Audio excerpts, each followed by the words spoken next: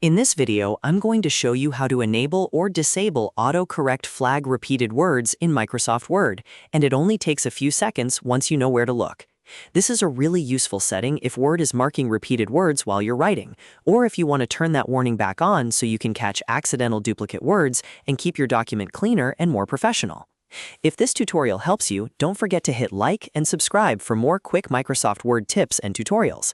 Let's jump right in. First, open Microsoft Word on your computer and go to the top left corner of the screen. Click File to open the Backstage menu. This is where you'll find the main Word settings. From there, look at the bottom of the menu and click Options.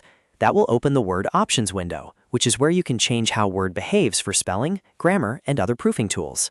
Once the Word Options window opens, look at the menu on the left side and click Proofing. This section controls all of Word's spelling and grammar settings, so if you're trying to manage autocorrect and proofing warnings, this is the right place. Now look for the section that says When correcting spelling and grammar in Word. In that section, you'll see a checkbox labeled Flag Repeated Words.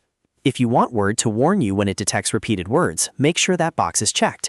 This is the setting you want if you're trying to catch duplicate words like the, or accidental repeats in your document.